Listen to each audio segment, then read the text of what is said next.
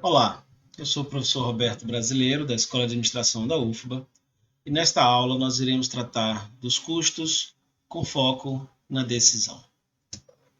Bom, lembrando um pouco o que nós já vimos até agora, a gente já estudou os custos pela ótica do custeio por absorção, né? Que é a ótica da contabilidade financeira. Então, os estoques eles absorvem os custos diretos e indiretos, né? Ou aquela lógica de que os custos precisam ser apropriados aos produtos, como diz a contabilidade financeira, e é por isso que a gente tem os custos indiretos sendo rateados. E nesse caso, a gente vai pensar, como pensar em margem de ganho, a gente está pensando em margem de lucro. E a gente viu na última aula o custeio variável, também chamado de custeio direto ou custeio por contribuição.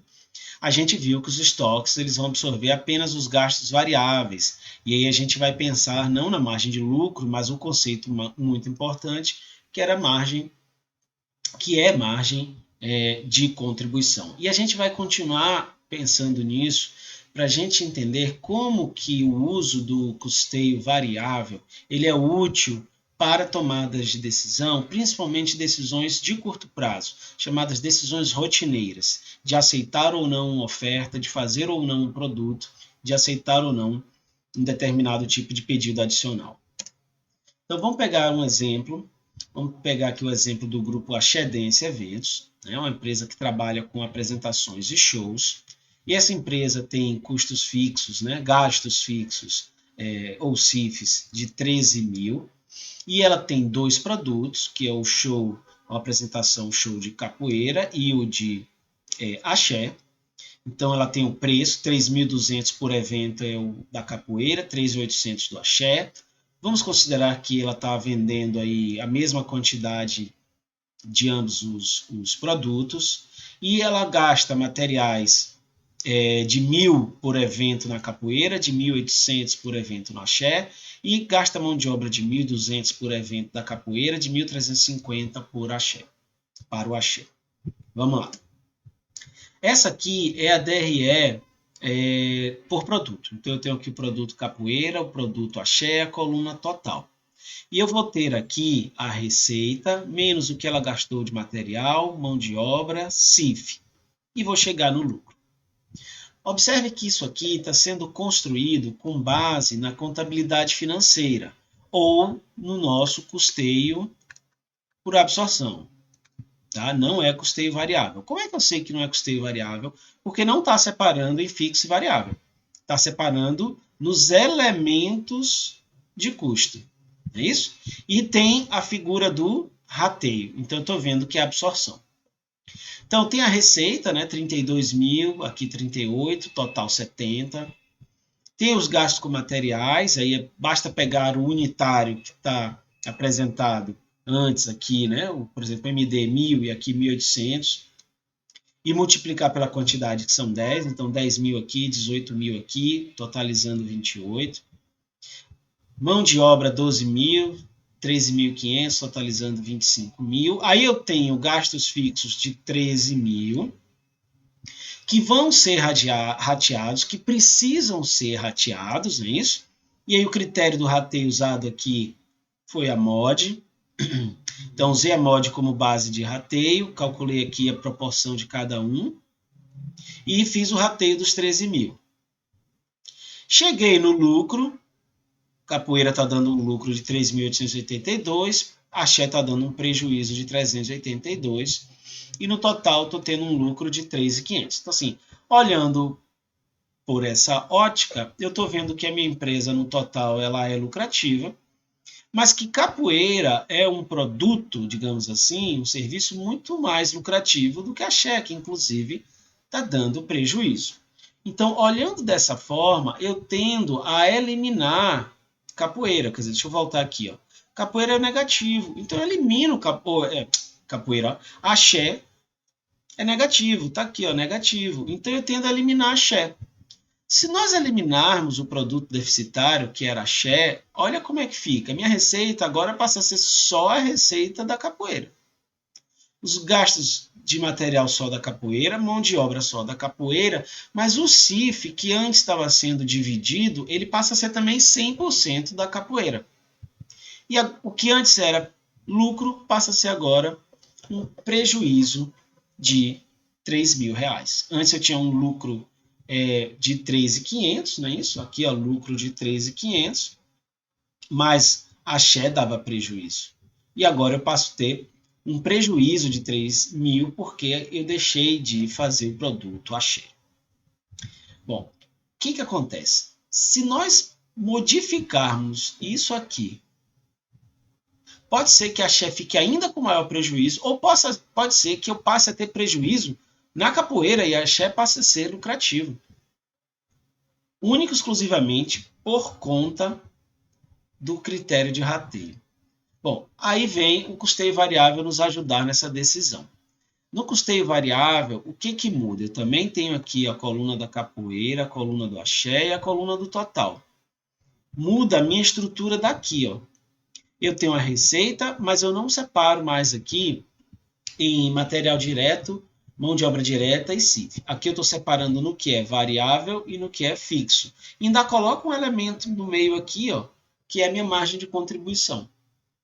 Quando eu pego aqui, ó, receita da capoeira, receita do axé, receita total, e subtraio os gastos variáveis, aí os variáveis aqui, esse 22 aqui, ele é a mão de obra direta e o material direto, tá?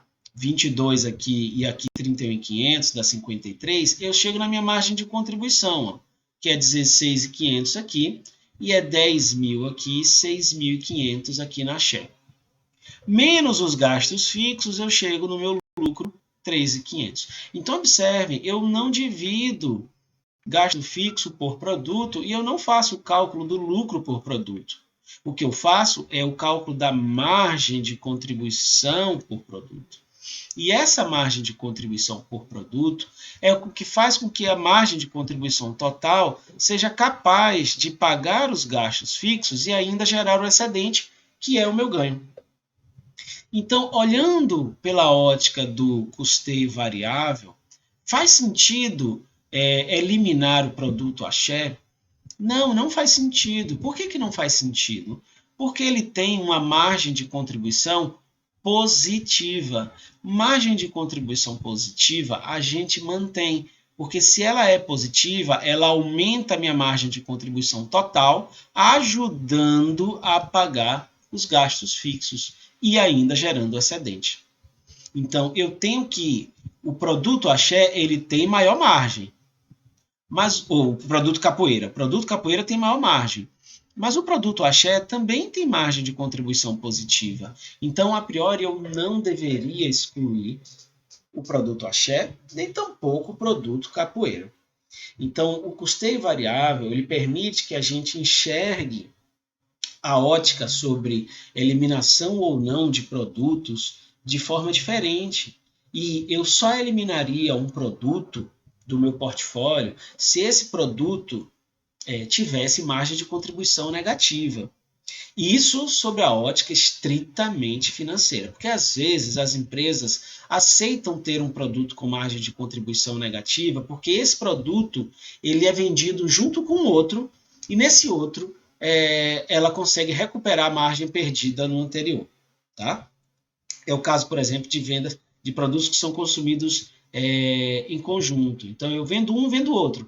Então eu vou colocar esse aqui com um valor mais baixo para atrair o cliente, porque eu sei que quando o cliente compra isso, ele compra também o outro, e no outro eu recupero a margem perdida. Mas isso aí é uma decisão de marketing.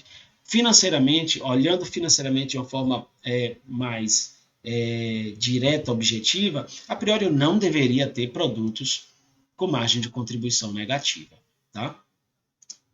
Bom, aí eu vou pedir que vocês peguem no AVA a história dos amendoins. É uma história bem engraçada e ela representa uma confusão sobre as ideias de custeio por absorção e custeio variável ou custeio por contribuição. Vocês podem pausar o vídeo, vai lá, pega o texto, lê e depois vocês voltam. E as questões que eu tenho são: O contador, que é um dos personagens da história, ele está pensando no custeio por absorção ou contribuição? E o dono está pensando no custeio por absorção ou contribuição? Depois, faz sentido gerencialmente ratear gastos fixos para o amendoim? E a decisão de vender amendoins deveria ser baseada na margem de contribuição ou deveria ser baseada na margem de lucro? Pensem nisso na hora que vocês forem ler o texto, tá bom? É um texto bem bacana, tenho certeza que vocês vão gostar e depois a gente pode discutir mais o texto. Bom, voltando para o nosso conteúdo. No curto prazo, geralmente os gastos fixos eles são irrelevantes no processo de tomada de decisão, porque eles já existem. Você vai ter que ter receita para cobrir os gastos fixos. Então, para tomada de decisão, eles são irrelevantes. Tomadas de decisões de curto prazo, tá? E aí a gente deve basear a nossa decisão na margem de contribuição. Claro, se eu vou pensar em decisões de longo prazo, aí, claro, eu preciso considerar não só os gastos fixos, mas os gastos variáveis, e eu não vou usar a margem de contribuição, eu vou usar outras técnicas, e vocês vão aprender em outro curso aí de finanças, tá bom? Aí vou pegar um último exemplo aqui. Digamos que eu esteja analisando o restaurante Bom de Garfo. Essa empresa está aí produzindo, em média, 3 mil pratos por mês. Tá? Tem gastos fixos de 12 mil. Gastos variáveis para esse volume de produção aí está na faixa de 15 mil. Ou seja, ela está tendo aqui para esse volume 27 mil de gastos. Ela tem aí preço de venda de R$10 por prato. E ela tem uma capacidade instalada de 5 mil pratos por mês. Ela está trabalhando com 3, mas ela tem uma capacidade, digamos assim, ociosa. Aí vamos lá, você é dono desse restaurante, você está trabalhando, e aí chegou uma pessoa e fez a seguinte oferta para você. Olha, eu te compro 1.000 refeições no período, mas eu só pago R$6 o prato. Você vende o prato a 10. A pessoa está dizendo que só paga 6. A questão é, e aí? Fornece ou não fornece? Bom, pode pausar o vídeo ou fazer algumas contas se você quiser. Eu vou partir para a reflexão aqui, tá? Bom, a primeira coisa que a gente pensa quando vê um problema desse é pegar os gastos totais da empresa para ver quanto é o gasto por prato. Então, se eu somar aqui, ó, 27 mil e dividir por 3 mil pratos por mês, eu estou falando aí que um prato me custa algo aproximado aí de R$9. Então, R$9 é o prato. Eu estou vendendo o prato a R$10, então significa que eu estou tendo lucro. Bom, aí vem a questão. Mas se eu tenho um custo de R$9 por prato, eu vendo a 10, como eu vou aceitar vender um prato a 6? Isso não faz sentido. Ok, isso não faz sentido se nós juntarmos os gastos fixos e variáveis. Se a gente pensar no custeio por contribuição, a gente vai ver, o custeio variável, a gente vai ver que a coisa é muito mais simples do que parece. Ora, a empresa ela tem capacidade ociosa, então significa que ela tem 5 mil pratos para fazer, né? Pode fazer 5 mil, está fazendo 3, significa que fazer mais 1.000 não vai fazer com que esses 12 mil aqui de gastos fixos aumentem. Os variáveis, sim, eles vão aumentar.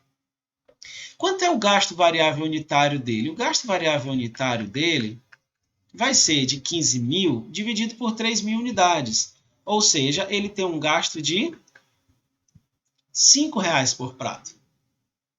Se a empresa vem e oferece R$6, uma outra empresa vem e oferece R$6 por prato, qual é a margem de contribuição que ele tem? Ora, R$6 menos R$5. Então eu poderia dizer que a margem de contribuição dessa venda dele seria de R$1. Sendo uma margem de contribuição positiva, sim, eu deveria aceitar fornecer 1.000 pratos a R$6. Tá? Esse é um exemplo. Claro, esse é um exemplo que está concentrado na lógica financeira. Eu tenho que, obviamente, considerar questões de marketing, questões de estratégia para decidir se eu aceito ou não, porque a decisão nunca é só financeira, né? Mas aqui o nosso foco está sendo financeiro. Essa lógica vale a mesma coisa, por exemplo, quando a gente pensa em hotéis e pousadas. Pense que um hotel tem aí uma diária de R$ 200. Ora, o hotel fechou o dia, ele já perdeu aquela receita, porque ele não recupera, né? O quarto não pode ser vendido ontem, ele não pode ser vendido no dia, então não vendeu, já era. Então, em alguns casos, pensando financeiramente, valeria muito a pena chegar um cliente lá e ele tendo o quarto em excesso, ou seja, tendo excedente, ele fazer um belo de um desconto para ocupar o quarto, porque é melhor ocupar o quarto, sei lá, por 100, vender por 100 e ter uma margem de contribuição positiva do que não vender. Porque se eu não vendo, o gasto fixo ele é certo. Se eu vendo, ainda que baixando minha margem de contribuição, mas mantendo a positiva, eu estou ajudando a pagar os gastos fixos. Claro, de novo, essa é uma ótica somente financeira. Os hotéis, obviamente, não fazem isso, como as companhias aéreas também não fazem isso, né? Pensar assim, seria muito melhor a companhia aérea chegar em cima da hora do voo e baixar preço, como acontece em alguns mercados, né? Na Europa acontece um pouco disso, mas não é muito comum. Por quê? Porque isso pode induzir, por exemplo, um comportamento no consumidor de só comprar em cima da hora, e isso, de certa forma, é ruim para as empresas. Tá? Então, tem outras coisas envolvidas na hora de decidir sobre isso aqui. Mas, a priori, quando a margem de contribuição for positiva, eu deveria, obviamente, aceitar. A minha última observação é que isso vai acontecer quando eu tiver capacidade ociosa, tá, gente? Isso vai acontecer quando eu tiver capacidade ociosa. Se eu não tiver capacidade ociosa, ou seja, se minha capacidade fosse de 3.000 e eu já estivesse trabalhando nos 3.000, aceitar esses 1.000 aqui implicaria não apenas aumento de gasto variável, mas provavelmente aumento de gasto fixo. E isso precisaria ser tudo calculado. Não somente a margem de contribuição, mas o efeito total do resultado. Tá bom? Bom, espero que vocês tenham gostado. Se tiverem dúvidas, postem lá no nosso fórum Tira Dúvidas e a gente se vê também para tirar dúvidas na nossa próxima aula síncrona. Um abraço e até lá.